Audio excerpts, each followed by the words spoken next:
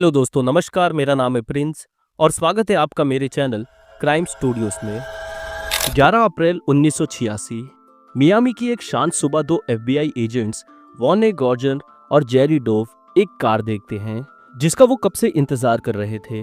एक चुराई हुई काली शेवरलेट मोंटे कार्लो। इस कार के अंदर थे दो सबसे डेंजरस क्रिमिनल्स जिनका एफबीआई ने कभी सामना किया था, मिचेल पाल्ट और विलियम मैडॉक्स। लेकिन एजेंट को यह नहीं पता था कि कुछ ही मिनट में वो खुद को एफबीआई की हिस्ट्री के सबसे डेडली शूट आउट में पाएंगे। जो होने वाला था वो एक ब्रूटल फाइट थी। एजेंट्स टक्कर ले रहे थे कुछ फॉर्मल सोल्जर से जिनके पास मिलिट्री ग्रेड वेपन्स और टैक्टिकल एक्यूरेसी थी। ये डेडली एनकाउंटर सिर्फ पूरे अमेरिका को हिला के नहीं रख देगा, बल्कि लॉ इन्फोर्समेंट का अप्रोच भी हमेशा के लिए बदल देगा। लेकिन सबसे शॉकिंग बात तो तब सामने आई जब इन्वेस्टिगेटर्स ने इस नॉर्मल दिखने वाले लोगों की लाइफ के काले और टेरिफाइंग सीक्रेट्स का पता लगाया। ये कहानी है कैसे दो चोरों ने एफबीआई को सबसे डेंजरस सिचुएशन में ला खड़ा कर दिया और कैसे उनके वायलेंस डिजाइन को खत्म किया। हमारी कहानी सेट होती है मियामी, फ्लोरिडा में। साल था 1985 और क्रिमिनल रेट सडनली बढ़ने लग गया था। फ्लोरिडा हमेशा से ही अपनी प्रॉब्लम्स और क्राइम के लिए इनफेमस रहा है। क्राइम के साथ साथ दो लोग या कहे तो दो चोर सीन में आए। इन चोरों का काम वायलेंस था। जो भी रास्ते में आया उस पर बिना सोचे समझे गोली चला दी। इनकी पहली प्रेजेंस 8 अक्टूबर 1985 को रिकॉर्ड हुई। एक आर्मर्ड कैश ट्रांसपोर्ट ट्रक एक रेस्टोरेंट के पास खड़ा था। ये ट्रक कैश कलेक्ट करता था बिजनेसमैन से और फिर डिपॉजिट कर देता था बैंक में। बिल्कुल, ये ट्रक बुलेट प्रूफ था और ड्राइवर और गार्ड दोनों के पास हथियार थे।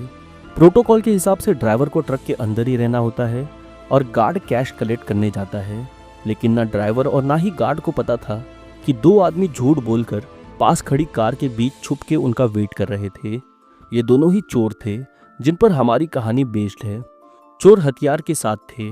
एक के पास शॉटगन थी और दूसरे के पास mini 14 assault rifle, pure militarian weapons.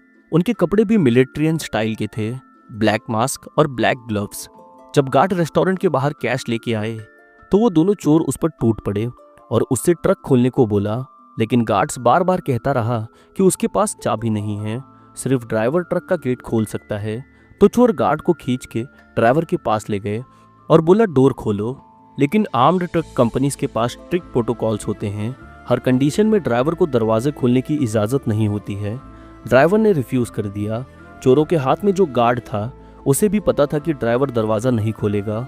अब वो बस परफेक्ट मोमेंट का वेट कर रहा था और जैसे ही चांस मिला वो वहां से भाग गया पूरी तेजी के साथ। ड्राइवर ने भी वही किया। अटैक से दूरी बनाते हुए ट्रक को भगा ले गया। चोरों ने ट्रक पे फायर किया लेकिन ट्रक बुलेट प्रूफ था, कोई नुकसान नहीं हुआ। ये क्लियर था कि चोर एक डेडली फोर्स के लिए रेडी थे। वो लिटरली ड्राइवर को मारने की कोशिश कर रहे थे। उन्होंने विंडो पे भी फायर किया था, ये जानते हुए कि ट्रक बुलेट प्रूफ है। इससे ये दिख गया कि उनका इंटेंशन मर्डर का था। प्लान बहुत ही सिंपल था। गवाहों के अकॉर्डिंग इसके तुरंत बाद दोनों चोर वापस अपनी व्हाइट कार में चले गए और जल्दी से सीन से निकल गए। पुलिस को तुरंत इन्फॉर्म किया गया। एफबीआई भी आ गई क्योंकि armed truck robbery FBI judiciary में आता है। ट्रक फेडरल प्रॉपर्टी होता है। इन्वेस्टिगेटर और लोकल पुलिस ने साइट का इंस्पेक्शन शुरू किया, गवाहों से बात की और कोई भी लीड ढूंढने की कोशिश की। लेकिन अनफॉर्चुनेटली कोई भी सॉलिड क्लू नहीं मिला। चोर कोई ट्रेस छोड़कर नहीं गए थे। गवाह सिर्फ ये कह पाए कि वो दो मिलिट्रियन स्टाइल कपड़े और मास्क में थे। उनका स्किन कलर तक आइडेंटिफाई नहीं हो पाया। इन्वेस्टिगेटर को सिर्फ उनकी व्हाइट कार का लाइसेंस प्लेट नंबर मिला, लेकिन वो भी 1 महीने पहले स्टोलन रिपोर्ट हुई थी, सो वो लीड भी डेड निकली। जब इन्वेस्टिगेटर ने गार्ड से पूछा जिसे चोरों ने पकड़ा था, उसने कहा कि उनके मूवमेंट्स क्लियरली मिलिट्रियन स्टाइल के थे। जब उन्होंने ट्रक पे गोली चलाई तब भी सिर्फ एक ही चला रहा था, जबकि दूसरा उसको पीछे से कवर दे रहा था। ये एक मिलिट्रियन स्टाइल वॉर टैक्टिक थी जो आम गैंगस्टर यूज नहीं करते थे। चोर सिर्फ वही कैश ले पाए जो गार्ड के पास था जब वो रेस्टोरेंट से बाहर आ रहा था, जो सिर्फ $2800 का था। एक छोटी सी रकम जिसने पूरे ऑपरेशन को फ्लॉप कर दिया। इन्वेस्टिगेटर को पूरा भरोसा था कि इतने ट्रेंड क्रिमिनल्स हार नहीं मानेंगे और वो फिर से आएंगे, और आए भी। सिर्फ 8 दिनों के बाद 16 अक्टूबर 1985 पहली लूट की जगह से कुछ ही दूर एक और आर्म्ड ट्रक एक सुपरमार्केट के पास खड़ा हुआ था। एक गार्ड स्टोर के अंदर कैश लेने गया था। और ड्राइवर ट्रक के पास वेट कर रहा था। जब गार्ड वापस आया कैश के बैग के साथ, ड्राइवर ने ट्रक का पिछला दरवाज़ा खोला ताकि वो बैग लोड कर सके, और यही वो मोमेंट था जिसका चोर इंतज़ार कर रहे थे। पिछली बार वो दरवाज़ा बंद होने के बाद आए थे। जब उन्होंने गार्ड को दरवाज़ा खोलते देखा, वो सीधा उनकी तरफ दौड़े। गार्ड ने उन्हें देखा भी नहीं, उसका ध्यान कैश बैग्स पर था। पर इस बार चोर फुल्ली रेडी थे, जानलेवा इरादे के साथ। एक चोर अपनी कार के सनरूफ से बाहर निकला गन्स के साथ, और जैसे ही वो पास आए उसने गार्ड पे गोली चला दी। गार्ड ने बुलेट प्रूफ जैकेट पहनी थी, लेकिन शॉट गन का इम्पैक्ट इतना ज़्यादा था कि वो तुरंत गिर गया। ड्राइवर, जो दूसरा गार्ड था, उसने अपनी गन तुरंत निकाली और उन पर फायरिंग स्टार्ट कर दी। चोर उसे भी मारना चाहते थे, या कम से कम जख्मी तो करना ही चाहते थे ताकि वो बाहर निकल आए। पर ड्राइवर ने ज़बरदस्त हमला किया। जब चोरों को लगा कि फायरिंग ज़्यादा लंबी हो गई है, तब उन्होंने वहाँ से निकलने का फैसला किया। उन्हें पता था कि पुलिस जल्दी आएगी और उनके पास ज़्यादा टाइम नहीं है। जब तक गार्ड को हटा नहीं पाए, उन्होंने सेफर ऑप्शन चुना, भाग गए। पुलिस और FBI तुरंत साइड पर आ गई। गार्ड को हॉस्पिटल ले जाया गया, लेकिन गार्ड की मौत हो गई। बुलेट प्रूफ जैकेट होने के बावजूद शॉटगन की क्लोज रेंज ब्लास्ट डेडली साबित हुई। इन्वेस्टिगेटर्स ने ड्राइवर से पूछताछ की जिन्होंने चोरों से फायरिंग की थी। ड्राइवर ने कंफर्म किया कि ये वही 2 लोग थे जिन्होंने पहले रेस्टोरेंट के बाहर आर्म्ड ट्रक लूटने की कोशिश की थी। FBI ने शेल कैशिंग का फॉरेंसिक एनालाइज किया और कंफर्म हुआ ये वही गन थी। दोनों शूटिंग के ब्लास्टिक मैच मिल गई। वही 2 लुटेरे फिर से एक्टिव थे। FBI एजेंट इस बार और भी ज़्यादा वरीड थे। क्लियर था ये लोग वायलेंस से नहीं कतराते। ये उनका दूसरा फेल्ड अटेम्प्ट था और इस बार $1 भी नहीं मिला उन्हें। तो सवाल ये था अगली बार वो क्या करेंगे। 2 हफ्ते बाद फ्राइडे 8 नवंबर 1985 लुटेरे फिर से आए, लेकिन इस बार उन्होंने अपना टारगेट बदल लिया। आर्म्ड ट्रक नहीं, बल्कि एक बैंक, फ्लोरिडा नेशनल बैंक की एक ब्रांच, एक बड़े बिल्डिंग के साथ एक छोटी सी ड्राइव थ्रू यूनिट के साथ। जैसे ड्राइव थ्रू रेस्टोरेंट होता है, वैसे ही लोग बिना गाड़ी से उतरे बैंकिंग कर लेते थे। उस वक्त एक बैंक टेलर और एक गार्ड कैश बैग के साथ में बिल्डिंग से बाहर निकल रहे थे और ड्राइव थ्रू बैंक में कैश डिपॉजिट करने जा रहे थे। लुटेरे वहीं छुपे बैठे थे। जैसे ही गार्ड ने कैश उठाया, उन्होंने अटैक कर दिया। गन पॉइंट पे टेलर को कहा गया, बैंक का दरवाज़ा खोलो। टेलर डर गई थी। वो ट्राई कर रही थी लॉक खोलने का, लेकिन चाबियों में कुछ प्रॉब्लम थी। या तो वो खुद गलत चाबी चुन रही थी या फिर घबरा गई थी। चोर चिल्लाने लगे, जल्दी कर। टेलर और घबरा गई, चाबियां गिर गई। सिचुएशन टेंस होती जा रही थी। चोर हर सेकंड के साथ और गुस्सा हो रहे थे, क्योंकि वो दिन के उजाले में खुली जगह पे खड़े थे। हाँ, वो वायलेंट थे, पर बिना ज़रूरत के रिस्क नहीं लेना चाहते थे। और जब उन्होंने देखा कि टेलर को दरवाज़ा खोलने में काफ़ी टाइम लग रहा है, उन्होंने सिर्फ वही कैश लेकर भागने का फैसला किया जो उन्होंने गार्ड से छीना था, और तुरंत वहाँ से निकल गए। इस बार उन्होंने $10,000 लूटे। पिछली बार से कहीं बेहतर, लेकिन अब भी उम्मीद से काफ़ी कम। हमेशा की तरह पुलिस और FBI तुरंत साइड पे पहुंच गए। टेलर और गार्ड दोनों से पूछताछ के बाद उन्होंने इस डकैती को पहले 2 केस से जोड़ दिया। बैंक पहली 2 रॉबरीज की जगह से सिर्फ 1 रोड दूर था। इन्वेस्टिगेटर्स ने एक पैटर्न नोटिस करना स्टार्ट किया। सारी हिट्स एक ही एरिया में हो रही थी और उन्हें यकीन था कि ये चोर रुकेंगे नहीं। लेकिन जिस चीज़ की उन्होंने उम्मीद नहीं की थी वो ये थी कि ड्राइव थ्रू बैंक इंसिडेंट के सिर्फ 1.5 घंटे के बाद ही 2 लुटेरे एक बैंक में घुस जाएंगे, जो सिर्फ 4 किलोमीटर की दूरी पे था। ये एक सेविंग बैंक था। दोनों ने बैंक में ढाबा बोला और सबको फ्लोर पे लेटने का ऑर्डर दिया। उनमें से एक शॉटगन लेकर कस्टमर के साथ रुका और दूसरा मिनी 14 राइफल लेकर एक एम्प्लॉय के पास गया और उसने सारा पैसा देने को कहा। जब कैश मिल गया, दोनों जल्दी से भाग निकले। इस बार रॉबरी का माल काफ़ी बड़ा था, $41,000। ये पैसा एक आर्म्ड ट्रक से बैंक में आया था। क्लियरली लुटेरे ट्रक का पीछा कर रहे थे। उन्होंने उसे पैसे उतारते देखा और फिर टाइमिंग देखकर अटैक कर दिया। इस बार उन्होंने grey Chevrolet Monte Carlo car use की थी, जो पहली वाली वाइट कार से अलग थी। ये भी चोरी की थी। इन्वेस्टिगेटर्स बैंक पहुंच गए। विटनेसेस से पूछताछ शुरू हुई, बट कुछ भी नया नहीं मिला। डिटेल्स वही पुरानी थी। 2 मास्क्ड मैन हैवी वेपन्स के साथ। इन्वेस्टिगेटर को उम्मीद थी कि बैंक के सर्विलांस कैमरा से कुछ फुटेज मिलेगा, लेकिन बैड लक, कैमरा काम नहीं कर रहे थे। इस वजह से इन्वेस्टिगेटर को बहुत निराशा हुई। अब तक 4 डकैतियां हो चुकी थी और एक भी पक्का सबूत नहीं मिला था। सिर्फ एक गेस था कि ये दोनों या तो पुलिस ऑफिसर्स हैं या फिर फॉर्मल मिलिट्रियन, क्योंकि उनका कंडक्ट, बात करने का तरीका और वेपन हैंडलिंग सब कुछ प्रोफेशनल मिलिट्रियन स्ट्रेटेजी जैसा था। पिछली रॉबरी के बाद केस कुछ टाइम के लिए ठंडा पड़ गया। 2 महीने निकल गए बिना किसी नए हाइस्ट के। चोर गायब हो गए थे, लेकिन फिर वो वापस आ गए। फ्राइडे 10 जनवरी 1986 को उस दिन एक आर्म्ड मनी ट्रक एक बैंक जिसका नाम था बार्नेट बैंक के सामने पार्क किया गया था। गार्ड्स ट्रक से कैश उतार रहे थे और बैंक में ले जा रहे थे। तभी एक आदमी विलियम रॉबर्ट्स अपनी कार में बैठा हुआ था। यह आदमी बैंक का कस्टमर था जो थोड़े से पैसे डिपॉजिट करने आया था। उसने तुरंत कुछ सस्पिशियस नोटिस किया। एक कार आर्म्ड ट्रक के पीछे आके रुकी। उसमें 2 आदमी मास्क पहने हुए थे। उसे डाउट हुआ। उसने देखा 2 आदमी कार से निकले, वेपन्स उठाए हुए, और गार्ड को पीछे से गोली मार दी। उसके बाद इंश्योर करने के लिए कि गार्ड मर गया हो, उसमें से एक ने उसे ज़मीन पे गिरते ही 2 गोलियां और मारी। गार्ड की मौत हो गई। फिर दोनों ने जल्दी से ट्रक से कैश उठाया, अपनी कार में डाला और भाग निकले। इस बार का लूट था $54,000। लेकिन आई विटनेस विलियम रॉबर्ट्स ने तुरंत अपनी कार स्टार्ट की और उनका पीछा किया। गार्ड की आंखों के सामने हुई हत्या देखने के बाद भी वो घबराया नहीं, बल्कि एक्शन में आ गया। उसने सेफ डिस्टेंस बनाए रखा, कार के मॉडल को और लाइसेंस प्लेट को याद कर लिया और फॉलो करता रहा जब तक वो एक सस्पिशियस पार्किंग एरिया तक नहीं पहुंचे। चोर एक वाइट पिकअप ट्रक के पास अपनी कार पार्क करते हैं। विलियम रोड के उस पार एक सेफ डिस्टेंस पर रुका हुआ था और दूर से देख रहा था। चोर अपनी कार से बिना मास्क के बाहर निकलते हैं। विलियम उनका फेस क्लियरली नहीं देख पाता है, बट इतना ज़रूर समझ जाता है कि दोनों की स्किन गोरी है। चोर अपनी कार से वेपन्स और लूटा हुआ पैसा निकाल रहे थे और वाइट पिकअप ट्रक में डाल रहे थे। अनफॉर्चुनेटली विलियम पिकअप ट्रक का लाइसेंस नंबर दूरी के कारण नहीं देख पाया। तब तक पुलिस और FBI बैंक लोकेशन पर पहुंच चुके थे। इन्वेस्टिगेटर्स ने सीन का इंस्पेक्शन स्टार्ट किया। विटनेसेस और स्टाफ से पूछताछ भी शुरू हो गई।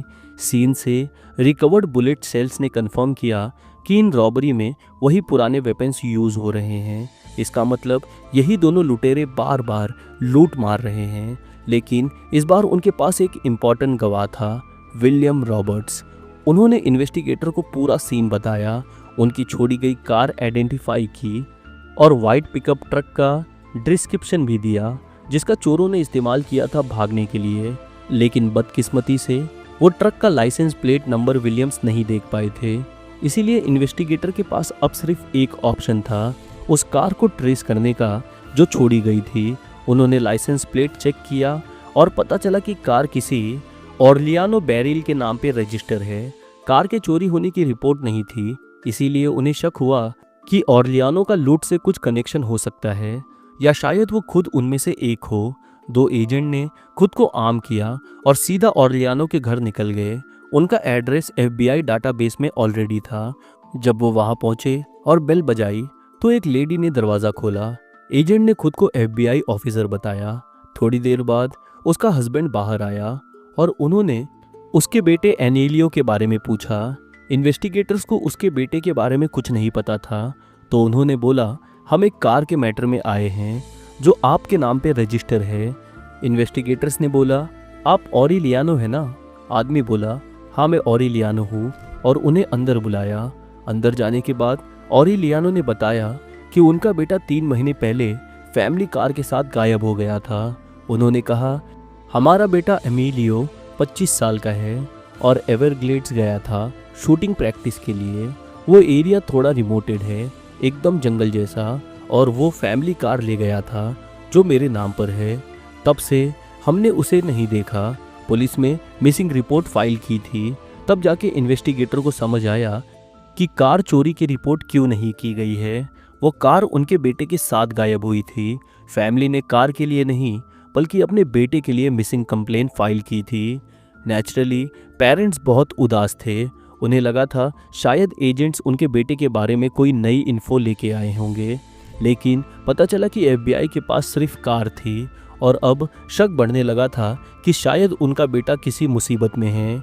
जिंदा या फिर मरा हुआ, कुछ भी पता नहीं था। इन्वेस्टिगेटर ने कंडक्ट किया कि फैमिली का लुटेरों से कोई कनेक्शन नहीं था और वो उनका बेटा दोनों सिर्फ विक्टिम थे। इन्वेस्टिगेटर्स और फॉरेंसिक टीम ने कार को थ्रू आउट इंस्पेक्ट किया, लेकिन उन्हें कोई भी सॉलिड क्लू नहीं मिला, ना कि फिंगरप्रिंट, ना ही कोई ट्रेसेबल एविडेंस। उस आर्म्ड ट्रक गार्ड की मर्डर के बाद केस फिर से कोल्ड हो गया, चोर फिर से गायब हो गए। एफबीआई ने अगले 2 महीने इन्वेस्टिगेशन चलाई, लेकिन कोई भी ब्रेक थ्रू नहीं मिला। फिर मार्च 1986 में एक एफबीआई एजेंट ने न्यूज़पेपर में एक आर्टिकल पढ़ा जो एक अटेम्प्टेड मर्डर के केस के बारे में था। एक आदमी पे गोली चलाई गई थी। आर्टिकल में लिखा था 2 आदमियों ने उस पर अटैक किया, उस पर बार बार गोलियां चलाई और उसकी गन और कार चुरा ली। एक ब्लैक 1982 शेवरलेट मॉन्टे कार्लो। जैसे ही एजेंट ने पढ़ा, उसने तुरंत अपने कलीग्स को बोला, गाइस ये देखो, मुझे लगता है इसका कनेक्शन हो सकता है। उसने कहा जो चोर उस आदमी का पीछा कर रहे थे वो शायद आगे किसी रॉबरी में ब्लैक कार का यूज करेंगे। बाकी एजेंट्स ने इस थ्योरी को इग्नोर तो नहीं किया, लेकिन वो इतने कन्विंस्ड भी नहीं थे। वो एजेंट 100% श्योर था, बाकी लोग इसे बस गट फीलिंग या गेस मान रहे थे। आर्टिकल में लिखा था कि विक्टिम जोस को 4 बार गोली मारी गई थी, लेकिन मिरेकल ये था कि वो बच गया। वो एक छोटी ग्रोसरी शॉप तक खुद गया और पुलिस और एम्बुलेंस को बुलाया। फिलहाल वो हॉस्पिटल में एडमिट था, जबकि सब कुछ एक गट फीलिंग पर बेस्ड था। इन्वेस्टिगेटर्स ने डिसाइड किया कि इस थ्योरी को सीरियसली लेना चाहिए, क्योंकि जिसे ये इंटेंशन आई थी वो एफबीआई का एक एक्सपीरियंस्ड एजेंट था। तो वो हॉस्पिटल गए जोस से मिलने और पूरा इंसिडेंट समझना स्टार्ट किया। जोस को 4 बुलेट लगे थे बॉडी के क्रिटिकल पार्ट्स में, लेकिन उसने कॉपरेट करना एक्सेप्ट किया। उसने बताया कि वो शूटिंग प्रैक्टिस के लिए एवरग्लेड्स गया था, एक रिमोटेड जंगल एरिया। ये सुनकर इन्वेस्टिगेटर को एमिलियो की याद आई, वही लड़का जो फैमिली कार लेकर एवरग्लेड्स गया था और कभी वापस नहीं आया। फ्लोरिडा के एवरग्लेड्स एरिया में लोग अक्सर शूटिंग और हंटिंग के लिए जाते हैं, तो ये कनेक्शन रिलेवेंट था। जोस ने बताया कि वो शूटिंग प्रैक्टिस कर रहा था, तभी एक वाइट पिकअप ट्रक अचानक से उसके पास आके रुक गया। उसके पीछे 2 आदमी उतरे। बेशक जोस हैरान था, वो उन्हें नहीं जानता था और वो किसी आबादी वाले इलाके में भी नहीं था कि कोई उस तक पहुंच जाएगा। उसके रिएक्ट करने से पहले ही दोनों आदमियों ने अपनी बंदूकें उस पर तान दी और उसकी बंदूक, वॉलेट, कार की चाबियां मांग ली। वो दोनों काफ़ी एग्रेसिव थे और गाली गलौज कर रहे थे। जोस ने फिर भी कोई विरोध नहीं किया और सब कुछ उन्हें दे दिया, लेकिन उसके कॉर्पोरेट करने के बावजूद उनमें से एक ने उसे गोली मार दी और जैसे ही वो ज़मीन पे गिरा, वो आदमी उसके पास आया और उसे 3 बार गोली और मार दी।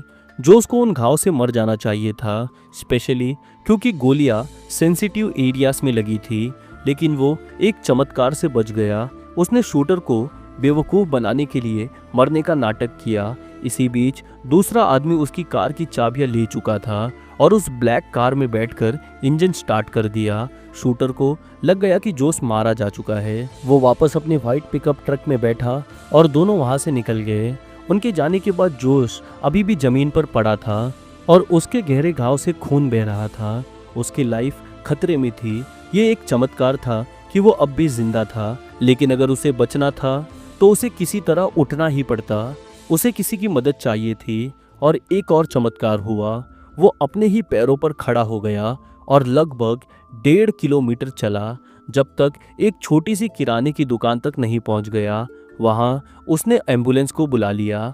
जब जोस ने उन्हें ये कहानी सुनाई तो इन्वेस्टिगेटर को यकीन हो गया कि जो लोग उस पर हमला कर गए थे ये वही क्रिमिनल्स थे जिन्हें वो ढूंढ रहे हैं। वाइट पिकअप ट्रक्स, वेपन्स, जोस ने उनके बोलने का तरीका और उनकी हिंसा का जो डिस्क्रिप्शन दिया, सब कुछ मैच हो रहा था। जोस अब तक एफबीआई के पास आया बेस्ट गवाह था, इकलौता इंसान जो उन क्रिमिनल्स का सामना करने के बाद भी जिंदा बचा था। इन्वेस्टिगेटर्स ने जोस कालोस से दोनों आदमियों का डिस्क्रिप्शन लिया और स्केच आर्टिस्ट से उनका स्केच बनवाया। उसके बाद उनका वांटेड पोस्टर जारी किया गया, जिसमें उनके क्राइम के डिटेल्स थे और वार्निंग भी कि ये दोनों लोग एक्सट्रीमली डेंजरस हैं और हेवीली वेपन्स के साथ हैं। एफबीआई और लोकल पुलिस ने अपने एफर्ट्स जारी रखे और फोकस किया जोस की चुराई गई ब्लैक कार को ढूंढने पर। लेकिन इससे पहले कि उन्हें कोई बड़ी प्रोग्रेस मिलती, क्रिमिनल्स ने फिर से अटैक कर दिया। 19 मार्च 1986 को उन्होंने उस एरिया में एक और बैंक लूट लिया। हमेशा की तरह वो हैवीली वेपन्स के साथ आए और सभी कस्टमर और स्टाफ को ज़मीन पर बैठने का ऑर्डर दिया। उसमें से एक ने बंदूक पकड़ी हुई थी और कस्टमर पर नज़र रखे हुए था, जबकि दूसरा मिनी 14 लेकर कैशियर से पैसे मांग रहा था। आखिर में उन्होंने बैंक से लगभग $30,000 लूट लिया और वहां से भाग गए। जैसे ही वो गए, लोग उठकर पुलिस को कॉल करने लग गए। ये छठी बैंक रॉबरी थी जो इन दोनों ने मिलकर की थी। हमेशा की तरह जब इन्वेस्टिगेटर्स आए और विटनेसेस से पूछा तो कुछ नया हाथ नहीं लगा। एक ही नया क्लू था, कुछ सर्विलांस कैमरा की फुटेज जो इस बार काम कर रही थी। लेकिन उस फुटेज से भी कुछ खास मदद नहीं मिली। उसमें ऐसा कुछ भी नहीं था जिससे उन दोनों की पहचान हो सके। रॉबरीज के एनालिसिस के बेसिस पर एफबीआई एजेंट्स लगभग श्योर थे कि क्रिमिनल्स ऑलरेडी बैंक को मॉनिटर कर रहे थे, क्योंकि हर रॉबरी आर्म्ड ट्रक के कैश डिलीवरी के सिर्फ 10 मिनट के अंदर होती थी। बहुत चांसेस थे कि वो ट्रक्स का पीछा कर रहे थे और जैसे ही उन्हें किसी बैंक में कैश ड्रॉप होते हुए देखा, उसी बैंक को लूट लिया। उसके लिए ये मैटर नहीं करता था कि कौन सा बैंक है, उनका टारगेट होता था कैश ट्रक। जहां पैसे गया वहां रॉबरी हुई। इन्वेस्टिगेटर्स ने पैटर्न को डिस्कस करना शुरू किया। यूजुअली रॉबरी होती थी फ्राइडे को सुबह 9 बजे से 12 बजे के बीच में, और ये हमेशा एक ही एरिया में होती थी, 10 किलोमीटर के रेडियस के अंदर। तो एफबीआई ने डिसाइड किया कि वो उस एरिया में मैक्सिमम पेट्रोल करेगी और ध्यान देगी उन दो व्हीकल्स पर, एक वाइट पिकअप ट्रक और दूसरी जोसे से चुराई गई ब्लैक कार। दिन बीतते गए, हफ्ते बीतते गए, जब तक 11 अप्रैल 1986 का फ्राइडे नहीं आ गया। एफबीआई ने उस दिन अपनी पेट्रोलिंग और ज़्यादा बढ़ा दी थी, स्पेशली फ्राइडे को, क्योंकि पैटर्न से ये क्लियर हो गया था कि ये दोनों चोर यूजुअली अपना काम फ्राइडे को करते हैं, सुबह 9 बजे से 12 बजे के बीच में। तो उस दिन सुबह 8:30 बजे 14 एफबीआई एजेंट्स एक पार्किंग लॉट में इकट्ठा हुए। मिशन था अगले 4 घंटों तक 12 किलोमीटर के रेडियस में इंटेंसिव पेट्रोल करना। उन्होंने एक मैप निकाला और हर पेट्रोल टीम के रूट को मार्क किया। 14 एजेंट्स थे, हर व्हीकल में 2, मतलब टोटल 7 कार और 7 पेट्रोल टीम। एफबीआई का ये टीम एरिया के सभी डायरेक्शन में फैल गई, स्पेशली बैंक के आसपास, क्योंकि वही चोर का मेन टारगेट था। कार में बैठे एजेंट में से एक का नाम था बेन गार्जोन और दूसरे का नाम था जेरी डोव। वो बार्नेट बैंक की तरफ जा रहे थे, जिसके बारे में उन्हें लगता था कि ये एक पोटेंशियल टारगेट हो सकता है। रास्ते में कुछ अनएक्सपेक्टेड हुआ। एक काली शेवलेट सड़क पर दिखी। जब वो करीब पहुंचे और लाइसेंस प्लेट देखी तो उस पर लिखा था NTG 891। ये वही कार थी जिसका वो इंतजार कर रहे थे। कार के अंदर 2 चोर थे। शायद उन्होंने प्लेट चेंज भी नहीं किया था, क्योंकि उन्हें लगा था जोस बच नहीं पाएगा। उन्हें लगा नहीं था कि एफबीआई उन तक पहुंच जाएगी या जोस उनका राज बताएगा। कार में बैठे एजेंट शॉक में थे। उनमें से एक ने तुरंत रेडियो उठाया और दूसरी एफबीआई टीम को अलर्ट कर दिया। एजेंट ने कहा, हम जोस की कार का पीछा कर रहे हैं। मैसेज मिलते ही दूसरी टीम भी तुरंत वहां से निकल गई। एक और एफबीआई कार ने उन चोरों को ट्रेस करना स्टार्ट किया। अब चोर समझ गए थे कि कुछ गड़बड़ है। उन्होंने पीछे देखा तो 2 कार्स उनका पीछा कर रही थी। अपना डाउट कंफर्म करने के लिए उन्होंने एक क्वाइट रेसिडेंटल एरिया में दाएं मोड़ लिया। एफबीआई कार उसके पीछे ही थी। जब चोरों ने दूसरा मोड़ लिया और कार अब भी उनके पीछे थी, तब उन्हें फुल कंफर्मेशन मिल गया कि उनका पीछा हो रहा है। एफबीआई एजेंट्स उन्हें रोकने का सही टाइम का इंतजार कर रहे थे। उनका प्लान था कि जब वो एफबीआई कार आ जाएगी तब उन्हें सरेंडर कर लेंगे। चोर हाईवे की तरफ मुड़ गए, जो एफबीआई के लिए एक डेंजरस सिचुएशन बन गया। अगर चोर हाईवे तक पहुंच जाते तो पब्लिक काफ़ी डेंजर में पड़ सकती थी। कुछ ही सेकंड्स में तीसरी एफबीआई कार चेस में जुड़ गई। अब 3 कार्स चोरों के पीछे थी। एफबीआई एजेंट ने देखा कि पैसेंजर सीट पर बैठे आदमी ने राइफल उठा ली है। क्लियर हो गया था कि चोर फाइट करने के मूड में थे, सरेंडर करने वाले नहीं थे। एजेंट्स बेन गार्जोन ने पुलिस लाइट ऑन की और लाउड स्पीकर से उन्हें रुकने का ऑर्डर दिया, लेकिन चोर चुपचाप गाड़ी चलाते रहे। एफबीआई कार ने उनका रास्ता ब्लॉक करना स्टार्ट किया, एक कार आगे, एक साइड में और एक पीछे। वो चोर को पूरी तरीके से घेरना चाहते थे। एजेंट्स चिल्लाते रहे, रुको, कार को रोको, लेकिन चोर बिल्कुल भी रिएक्ट नहीं कर रहे थे, जैसे कुछ हो ही नहीं रहा हो। अब एफबीआई के पास फोर्सफुली रोकने के अलावा कोई ऑप्शन नहीं था। पैसेंजर्स ने अपनी राइफल उठाई और साइड वाली एफबीआई कार पर एम करने लगे। पिछले वाली एफबीआई कार के एजेंट्स ने ये देखा और तुरंत चोरों के कार का पीछे से टक्कर दे दी। उस एजेंट का क्लियर डिसीजन था, वो अपने साथियों को गोली लगते हुए नहीं देख सकता था। चोर फिर यू टर्न लेने लगे, लेकिन एजेंट ने उसकी कार को पॉज किया और एक पार्किंग लॉट में ले गया। चोर की कार पार्क्ड व्हीकल से टकरा गई और रुक गई। फिर पैसेंजर ने अपनी मिनी 14 राइफल उठाई और उस एजेंट पर गोली चला दी जिसकी कार से टक्कर हुई थी। एजेंट तुरंत कार से बाहर निकला और कवर ले लिया। बाकी एफबीआई एजेंट भी तुरंत वहां पहुंच गए। सबने अपने गन्स निकाले और चोरों पर फायर करना स्टार्ट किया, लेकिन चोरों के पास ज़्यादा पावरफुल गन्स थी। एक के पास मिनी 14 राइफल थी और ड्राइवर के पास शॉटगन। एफबीआई के एजेंट्स के पास सिर्फ नॉर्मल पिस्तौल थे, यानी चोरों के पास ज़्यादा पावरफुल वेपन्स थे, लेकिन एजेंट्स की टीम ज़्यादा बड़ी थी।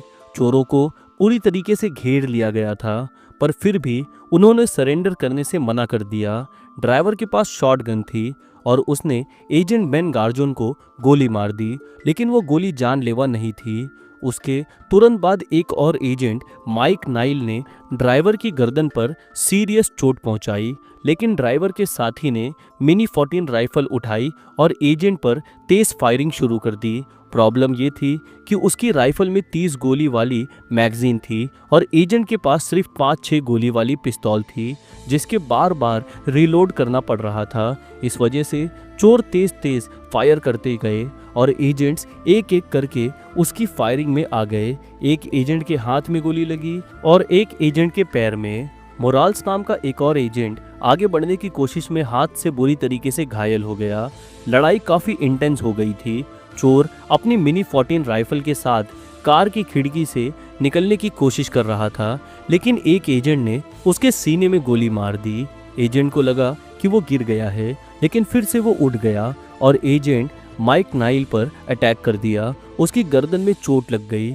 अब तक ज़्यादातर एजेंट्स या तो घायल हो चुके थे या उनकी पोजीशन वीक हो गई थी। एक बैकअप टीम और एजेंट्स के साथ आ गई और उन्होंने लड़ाई ज्वाइन कर ली, लेकिन चोर फिर भी फाइट करता रहा। उसका बिहेवियर किसी ट्रेंड कमांडो जैसा लग रहा था। वो सिर्फ अपनी बचाव नहीं कर रहा था, बल्कि एक्टिवली आगे बढ़ के एजेंट को प्रेशर भी दे रहा था। एजेंट के पास लिमिटेड गोलियां थी, इसीलिए उनमें से 3 एजेंट को रीलोड करने के लिए पीछे हटना पड़ा। वो 3 थे, बेन गार्जोन, जेरी डोफ और जॉन हेनलिन। वो तेजी से रीलोड कर रहे थे, लेकिन चोर ने उनकी एक्टिविटी देख ली। उसने पहले एक एजेंट के हाथ में गोली मारी, फिर उसकी थाइस में, फिर बाकी दोनों एजेंट की तरफ मुड़ गया और फिर शूट करने लगा। दोनों की मौत हो गई।